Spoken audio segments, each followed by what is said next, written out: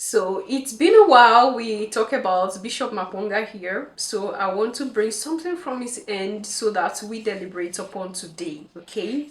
And that involves this whole demonization of other people's practices, demonization of African practices and spirituality, and the exaltation of what the Europeans brought to rest, okay? Now there is something that seemed to be so normal.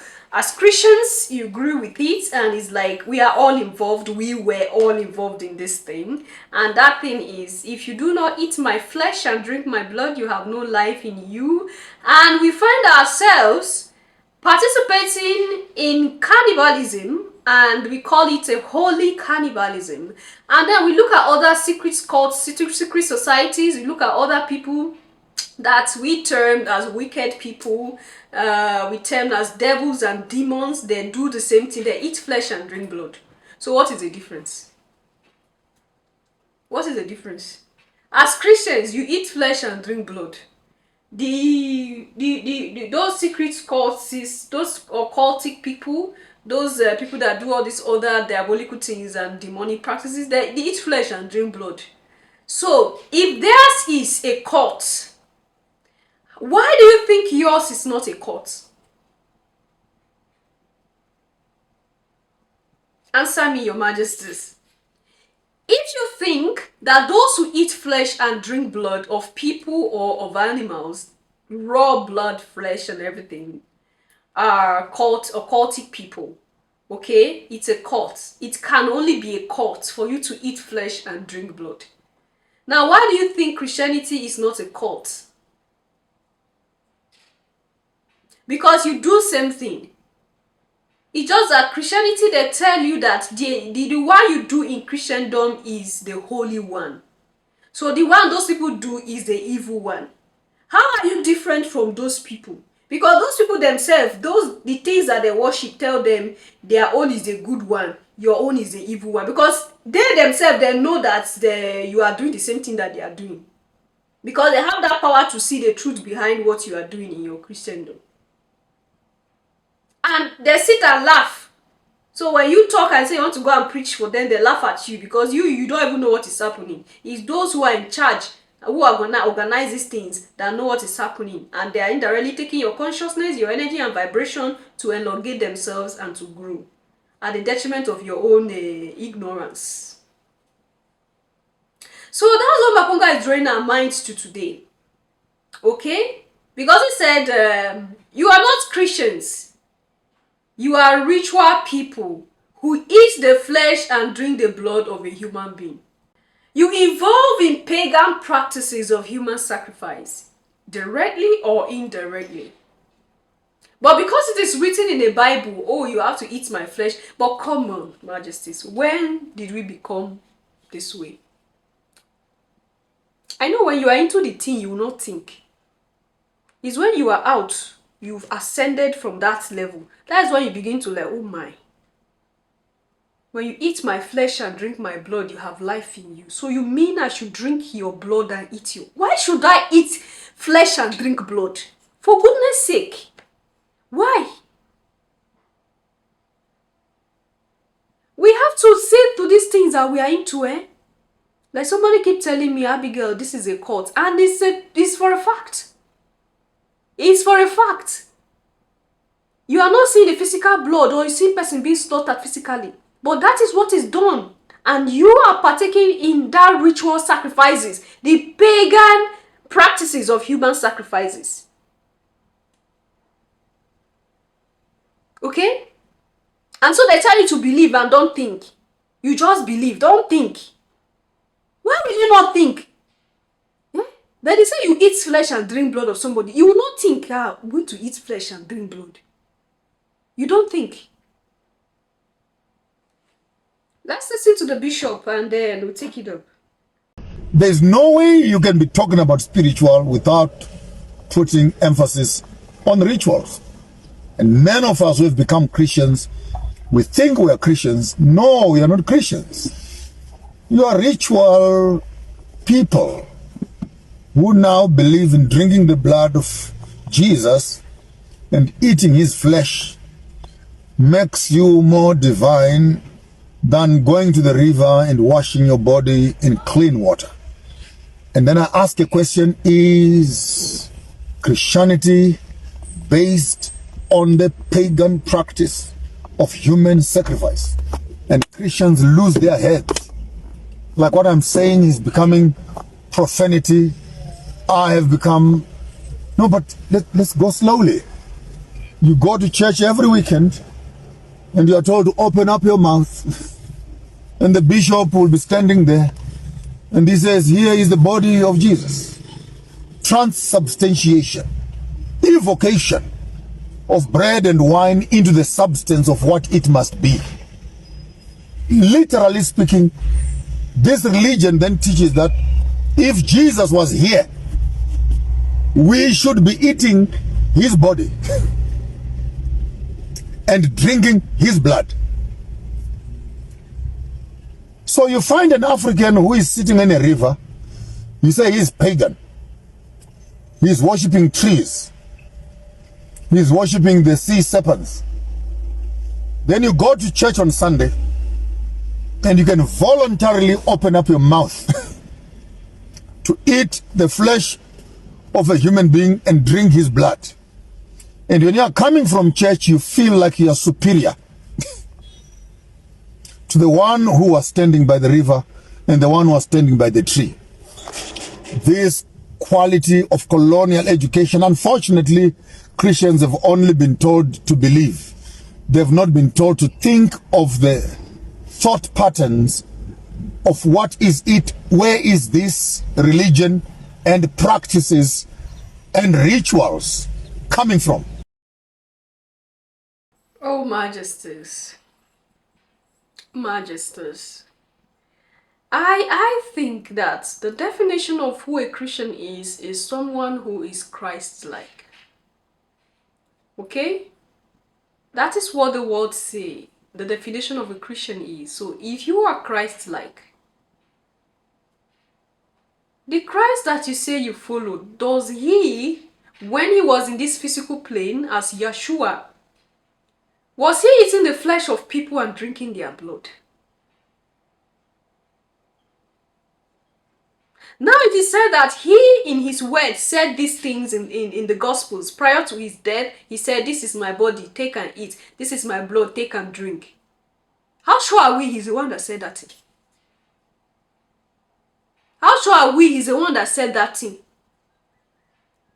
Whether you like it or not, the Bible has omissions and addition. And how sure are we that this is not part of the addition? Because the original man was never to eat flesh and taste blood. The original man was never created to taste blood, raw blood, and eat flesh. And when I say the original man, I'm not talking about Adam, because before Adam, we were. Okay? My source is far beyond Adam. I don't know of you.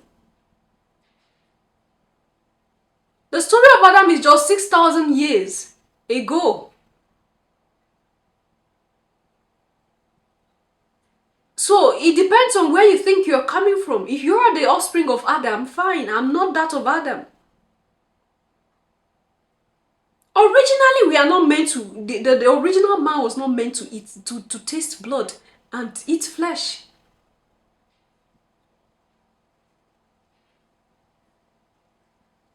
And then you want us to drink your flesh and eat your blood. You turning us into vampires.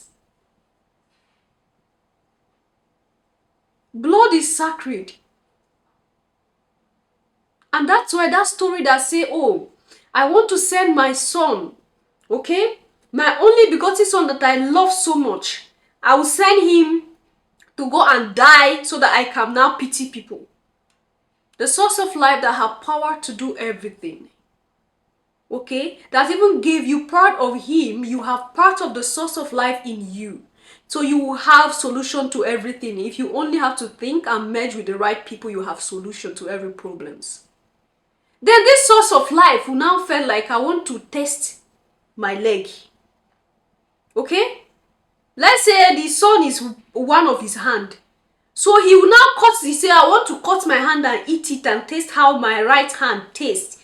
and taste the blood from my right hand. So my son now will go and die. I have the power to save people because they are from me. So the spark of me is already in them. I can decide to help them through them, inside of them, I can help them. By inspiring them, I can help them because already I am in all these creatures that I have created. There is no need for me to say I want to cut my hand and then drink the blood so that I will please myself. Then I will now have the heart to now forgive other people. Does this make sense? Does this spilling of blood, eating of flesh, drinking of blood is nothing of the source of life? Blood is life. Blood is sacred. And that's why I keep telling you, the God that is portrayed in the Bible is not the source of life. The source of life is not a creator that wants to die, that is blood sucking, that wants you to carry how many this and go and slaughter for him on a mountain before he will now show mercy. The source of life will not do that. It's those deities that are posing around as the source of life. They are the ones that are doing that. Why are they doing that? Because some group are their own. Some group adhere to them. Some group pray to them. Some other group does not pray to them. Those group that does not pray to them, they deal with those groups. It's even those, oh majesties. It's just, I don't know why it is so difficult for us to see through. And I'm not blaming you because I was like that. Okay? These were things we participated in. Drinking of flesh and eating, drinking of blood and eating of flesh, we are all guilty of these things. And sometimes when I think about these things, I am ashamed of myself. I am. And we're living in a society where if you don't go and eat this flesh and drink this blood, they will say you're a witch or you have started flying in the night. So you have to... what is the difference between the witch that fly in the night and you that go and say you are going to church? Because you are all, both of you are eating flesh and drinking blood. We are all eating flesh and drinking blood. So what is the difference? There is nothing that connects being Christ-like with eating of flesh and drinking of blood. Though. And they say, do this in memory of me. Are you sure that is his words? Because they killed this same person. This same person they claim that they are his words. They killed him. They murdered him. Because he was never in agreement with them. Read the Bible. Read the story of Yeshua.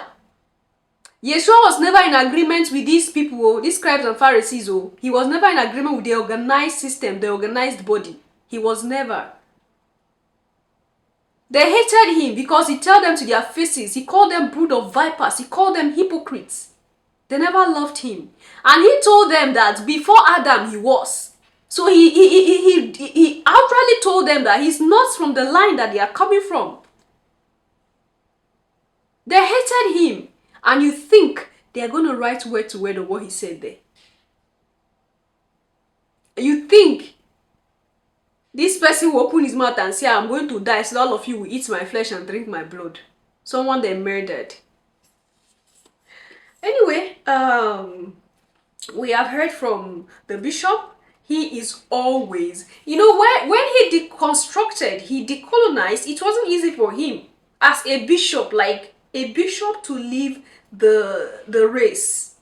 I think I brought that story of his where he was talking about how he left and how people started tagging him, and that is how it happens. This same Christendom that they claim they preach love, the moment you have a different opinion, the moment you leave believing what you have been believing, they'll hate you. Okay, remember Dr. Mark, the one I brought his story here? They did not just hate him, they look for a way to destroy his livelihood so that he will not survive. These are Christians. These are people that are communicating with the Almighty every time. Let's tell ourselves the truth. What are we practicing? What have we involved ourselves in? Everything we do is caught. They have tied us into an occultic organizations. We think it's churches. We think it's religion. But it's occultic organizations that we are all tied to. And that's why they don't want you to cut out. The moment you cut out, you become an enemy. That's how it happens in all these occultic organizations. The moment you have different opinion, they start hunting you. So what is the difference? It's the same thing. Because they know you know their secrets. You can bring them down. So they begin to hunt you. And this is for a fact. These are things that happened by day. We witnessed them. I'm a living witness of what these people did to me. Okay? So, what are we saying? That you sit and wish that your brother died because he's not believing in the same thing you believe anymore. But we say we are all communicating, trying to connect to the source of life. Allow the source to destroy the person now. Allow the Almighty to deal with that person. Why are you taking the job of the Almighty? Your God that is omnipresent, omniscience, omni everything. You are going to go and work for your God. You are fighting people for your God. Your God does not have hand. I thought they were singing that somehow these gods, they have one have eye, they cannot use the eye. They have hand, they cannot use the hand. Your own God that have hand and eye. Why is he not doing the job? He's allowing you to do the job. Eh? The believer of Israelis, the powerful God of the Israel did not come and destroy Palestinians by himself. He is using the Israelis to destroy Palestinians. The Israelis are supposed to just sit and be praying now so that the God will come and finish all the Palestinians. But these same Israelis are taking the pain to go create deadly weapons. They are taking the pain to be friends with America by force. They are taking, in short now, man, they are trying to impeach, what's his name? Netanyahu. Because everything is getting out of hand. When is that your God? To come and fight the battle for you and give you solutions. So all these things are cults. We are all tied to it in one way or the other. In short, we were directly into these things. If not because we begin to draw back and try to cut off from that consciousness. And many people are still tied under these things. A religion that always tell you to look at another person as a bad person. You are the only one that is good. Is something not wrong with that thing? You will not allow people to live their life. They'll tell you this one is a bad one. You will hate that person. Your own is a good one. You see the religious man, they are fighting themselves. Christians fight Muslims. Muslims fight Christians. Jews fight Christians. Jews fight Muslims. There is confusion. There is conflict. There is commotion. Oh my goodness. Is your God a God of commotion? Why are these your gods fighting each other and they are using you as the tools to fight yourselves? And that's why I say the moment man unites, these gods themselves will be scared though. These things that are posing as the creator of life, they will be scared. They will be scared. Because they know as the real man you have that spark. So when you realize yourself, you overthrow